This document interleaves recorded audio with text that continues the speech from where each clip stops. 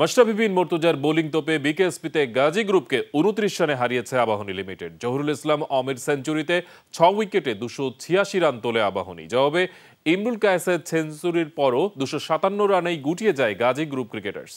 ৬ wicket শিকার করেন মাশরাফি। এদিকে প্রাইম দোলেশ্বরকে ৭২ রানে হারিয়েছে লেজেন্ডস অব রূপগঞ্জ। আর খেলাঘরের বিপক্ষে ৫ উইকেটের জয় তুলে নিয়েছে শেখ জামাল ধানমন্ডি ক্লাব।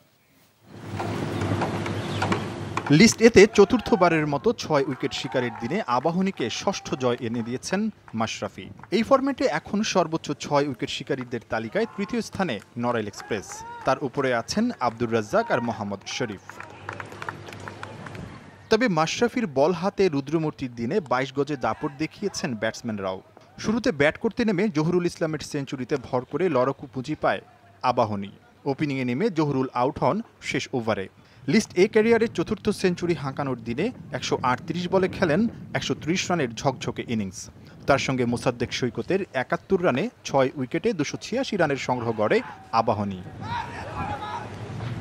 বড় টার্গেট তাড়া করতে নামা গাজী গ্রুপকে শুরুতেই হতাশ করেন মাশরাফি। ইনিংসের দ্বিতীয় বলেই তুলে নেন রনি তালুকদারকে।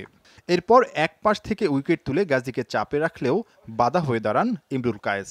লিস্ট এ ক্যারিয়ারের দশম সেঞ্চুরি তুলে নেন ঠিক ১০০ বলে। খেলেন ১২৬ রানের ইনিংস।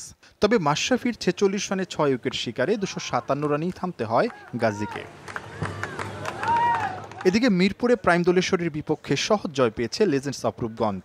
প্রথমে ব্যাট করে শাহরিয়ার নাফিসের ৬৮ আর আতাউর রহমানের ৬৭ রানে ভর করে ২৬৫ রান করে লেজেন্ডস। দোলেশ্বরের পক্ষে ফরহাদ রেজার শিকার ৪ উইকেট। জবাবে সাদ নাসিমের ৬১ রানের পরও ১৯৩ রানে থামে দোলেশ্বরের ইনিংস। ৪ উইকেট তুলে ম্যাচ সেরা হয়েছেন মোহাম্মদ শহীদ। ফতুল্লায় খেলাঘরের বিপক্ষে ৫ উইকেটের জয় তুলে নিয়েছে শেখ জামাল ধানমন্ডি ক্লাব। খালেদ আহমেদ আর তাইজুলের ৩ উইকেট শিকারে ১৮৩ রান করে খেলাঘর। জবাবে ইমতিয়াজ হোসেনের ৪৭ রানে ভর করে ৫ উইকেট হাতে রেখেই জয় তুলে নেয় শেখ জামাল। নাহিয়ান বিন জসিম, যমুনা স্পোর্টস।